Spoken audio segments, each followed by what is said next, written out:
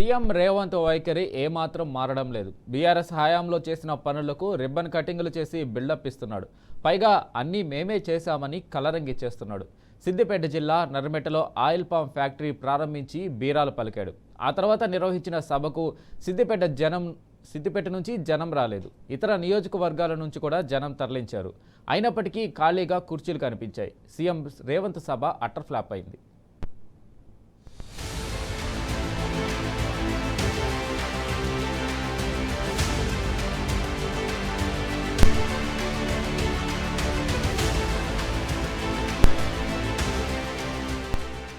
రైతులంటే ఎక్కడ లేని ప్రేమ ఒలకబోసే సీఎం రేవంత్ రైతు సభ అట్టర్ ఫ్లాప్ అయింది.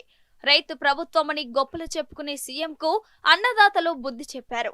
ఆయిల్ పామ్ ఫ్యాక్టరీ ప్రారంభోత్సవం సిద్దిపేట జిల్లా నంగనూరు మండలం నర్మెట్టలో సభ ఏర్పాటు చేశారు. సభ కోసం బయటి జిల్లాల రైతులను తీసుకొచ్చి నిర్వహించారు. సిద్దిపేట రైతులను అనుమతించకుండా మంత్రులు, కాంగ్రెస్ ఎమ్మెల్యేల నియోజకవర్గాల నుంచి తీసుకొచ్చిన జనంతో సీఎం రేవంత్ సభ నిర్వహించారు. కాంగ్రెస్ పార్టీ క్యాడర్ ను మాత్రమే అనుమతించారు.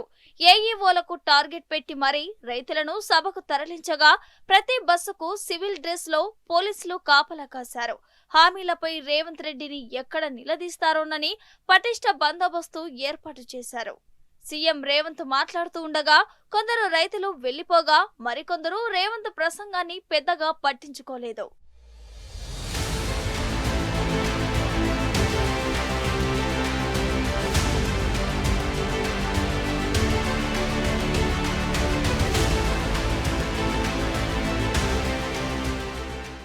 అబద్ధాలను అద్భుతంగా చెప్పగలనని నర్మెట్ట సభలో సీఎం రేవంత్ రుజువు చేశాడు.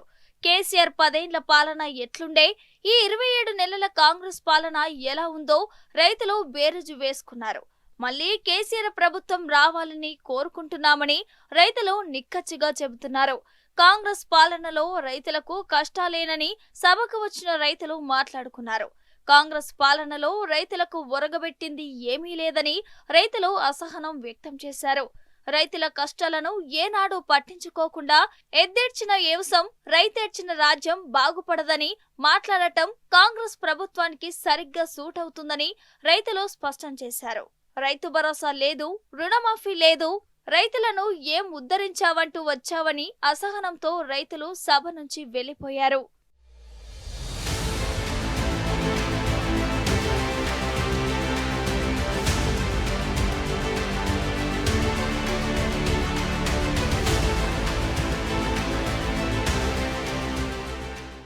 నంగనూరు మండలాన్ని పోలీసులు పూర్తిగా తమ ఆధీనంలోకి తీసుకున్నారు. ప్రజలు ఇండ్ల నుంచి బయటికి రాకుండా ఆంక్షలు విధించారు. ఫ్యాక్టరీ ఉన్న నర్మెట్ట గ్రామంలో గట్టి బందోబస్తు పెట్టారు. అనుమతి లేకుండా ఎక్కడికి వెళ్లినా కేసులు పెట్టి స్టేషన్ కు తరలిస్తామని బెదిరించారు. పోలీసుల ఓవర్ యాక్షన్ తో ఆయా గ్రామాల ప్రజలు ఆగ్రహం వ్యక్తం చేశారు.